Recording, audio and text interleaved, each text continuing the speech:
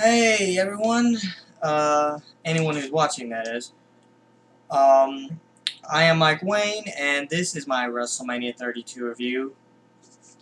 And unlike every other reviewer, unlike every other review that you're gonna see tonight, this review is gonna be 100% fact and absolutely no bullshit. I'm not gonna hype this up as the greatest WrestleMania because I liked maybe one match. I'm not gonna hype this up as the worst WrestleMania because I didn't like hardly any of the matches. I'm gonna rate this exactly how I saw it. Okay, so I got my notes here. Not because this video is gonna be scripted, but because I have a memory problem. And if I can't remember what order the matches go in, it throws me off. A lot of disappointing decisions from my perspective, and it starts off with the IC title match. Zack Ryder wins it 2 times, 2 years in a row. They pull this crap. 2 years in a row, someone randomly wins with no build-up. There was no build-up to Zack Ryder winning at all, just like there was no build-up to Daniel Bryan winning last year. Just dumb. They had some good spots in this match. You know, Sami Zayn, who should have won, did a pretty good cannonball move outside the ring through the ladder. Um, you know, The Miz did at least one decent thing. He did a skull crusher finale on someone on the ladder. Sin Cara, who was Sin Cara was pushed off a ladder, landed on the top rope, and then did a cross body onto a bunch of people. Or was it? I think it was actually a senton of some sort. I don't remember. Yeah, it was like, you know that senton he does on the top rope. I think he did that onto the outside when he sprung off the rope. And also another pretty good spot was when Sin Cara once again got pushed off the ladder. And then, no, yeah, it was Sin Cara. And then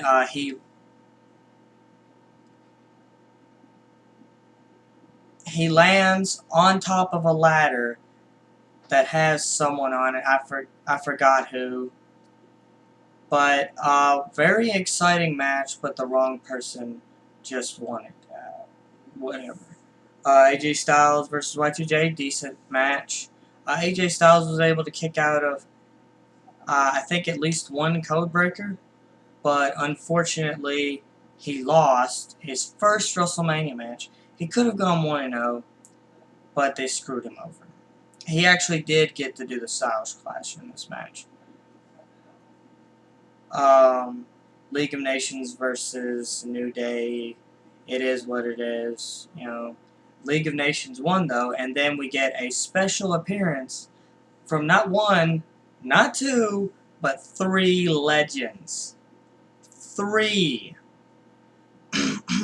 First HBK first HBK comes out. Then Mick Foley comes out. Then Stone Cold comes out. And they start whooping on the League of Nations. And just when you thought Stone Cold was going to go fruity on us, he actually did what I wanted him to do, which was do the stunner on Xavier Woods. That's what I wanted to see.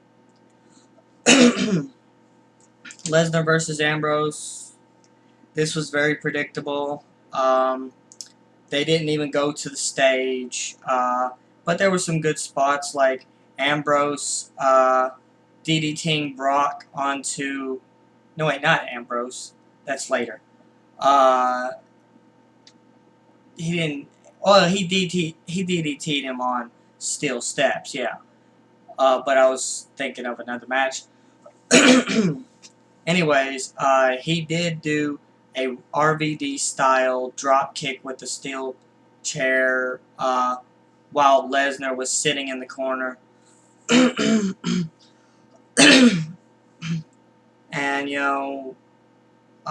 he hit him with the chair, kendo sticks, all that.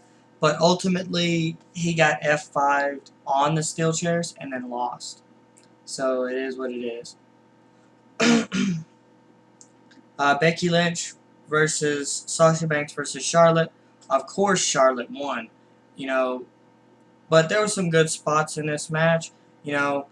Sasha Banks going for a suicide dive, but caught herself because I don't think she got enough distance, and she turned it into a cannonball, which was pretty cool. Becky Lynch took out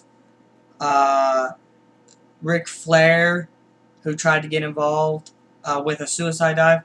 She took him out with a suicide dive.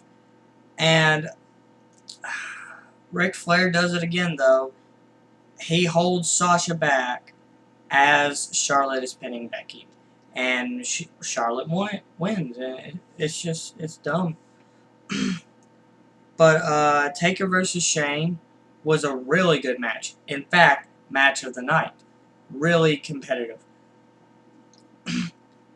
Shane got thrown into the cell a couple times, and I think the second time it happened, he bounced back and then got knocked down with a haymaker from The Undertaker. That was pretty cool. Shane got chokeslammed onto the steel steps and kicked out. Then he DDT'd Undertaker onto the steel steps. Then the biggest mistake he could have ever made. Tries to do a leap of faith off the cell and through the table on The Undertaker. Completely misses. It could have been the greatest spot of the night, but they ruined it. I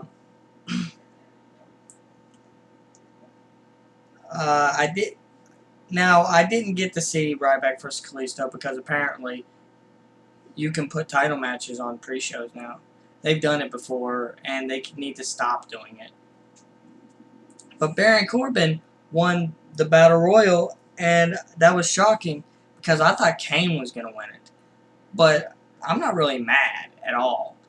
I just feel sorry for Baron Corbin when they tell him that winning that trophy isn't going to do anything for his career. I feel sorry for him, man. Just to win something like that and be taken down to NXT, never get a real push, just dumb. They did something similar to Cesaro, but it's just that, they didn't send him down to NXT, but they did fuck up his push, and that was dumb.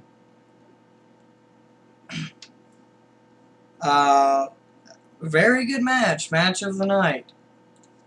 Shane just went out there and put on a really good show. Taker did the same. These men meshed really well together. Put on a great show. But unfortunately, Taker won. So guess what that means? We have to deal with it with more authority bullshit. It's just dumb.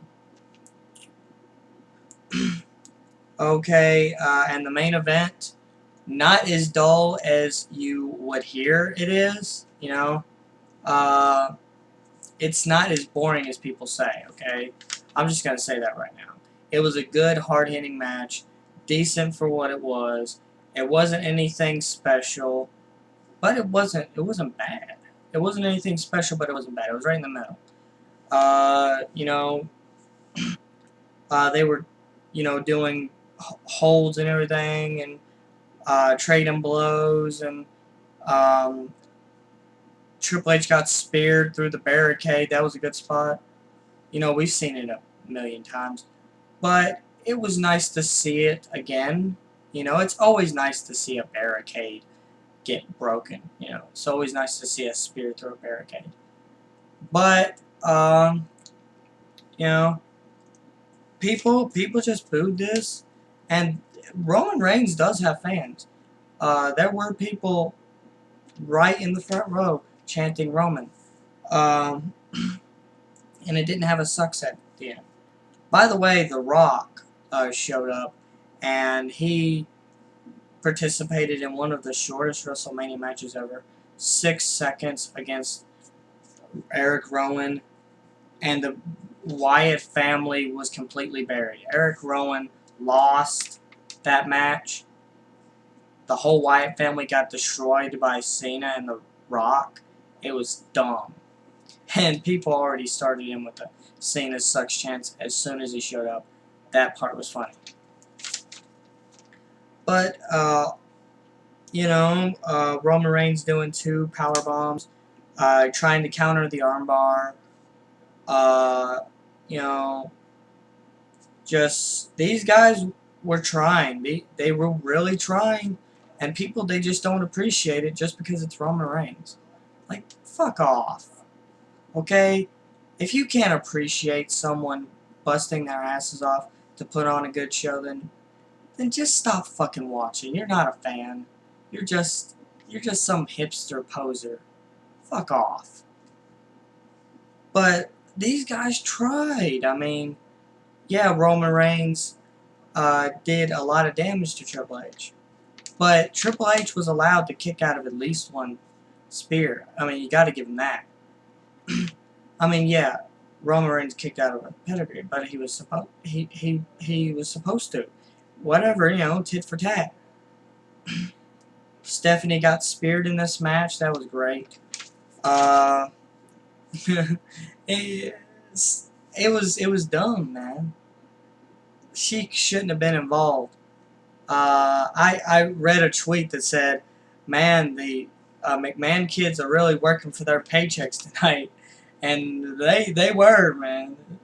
That's right, they were. But very decent match, and ultimately Roman Reigns won, like I predicted. Anyone could have predicted that, but I was worried they were gonna fucking swerve us like they did throughout the entire night. It was dumb. The matches were great, but the booking was dumb. The booking decisions were dumb. So I'm gonna give this a solid 7. Not too bad, but not really great. Great matches. Even the main event, which was decent, it was passable.